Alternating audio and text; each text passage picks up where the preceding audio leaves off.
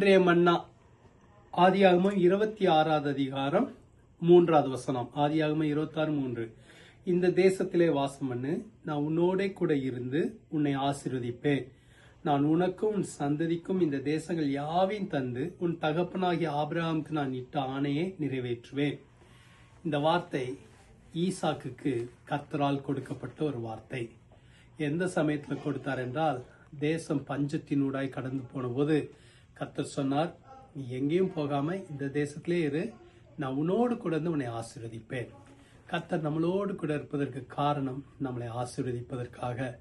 எந்த சமயத்துல விசேஷமாக குறைவுபடுகிற காலங்களிலே, பஞ்ச காலங்களிலே, பற்றாக்குறை காலங்களிலே அல்லது பிரச்சனை நிறைந்த காலங்களிலே அவர் நம்மளோடு இருந்து அந்த சூழ்நிலைகளை மேற்கொள்ள கிருபை தருகிறார், பலன் தருகிறார்.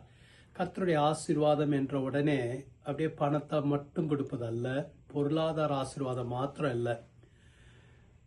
சிக்கலான நேரங்களிலே, குழப்பமான நேரங்களிலே, பிரச்சனை நிறைந்த நேரங்களிலே, பற்றாக்குறையான நேரங்களிலே கர்த்தர் நம்மளோடு இருப்பதே பெரிய ஆசீர்வாதம். அவர் நம்மளோடு கூட இருந்தால் எல்லாவித சூழ்நிலைகளையும் மேற்கொள்வதற்கும் அது நமக்கு பலனை தரும். பஞ்ச காலத்திலும் கர்த்தர் நம்மளை திருப்திப்படுத்துவார். பஞ்ச காலத்திலும் நூறத்தனையான பலனை கர்த்தர் நமக்கு காணும்படி செய்வார். அதற்காக தான் இன்னைக்கு ஆண்டவர் நம்மளோடு கூட இருக்கிறார்.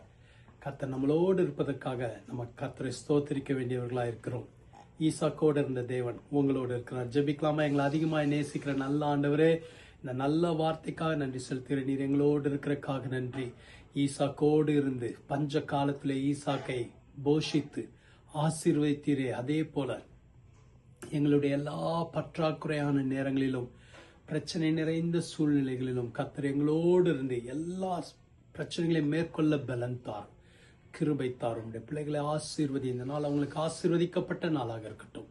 மீட்பர் இயேசுவின் மூலம் ஜெபிக்கிறோம் பிதாவே, ஆமென். கர்த்தர் உங்களோடு இருக்கிறார்.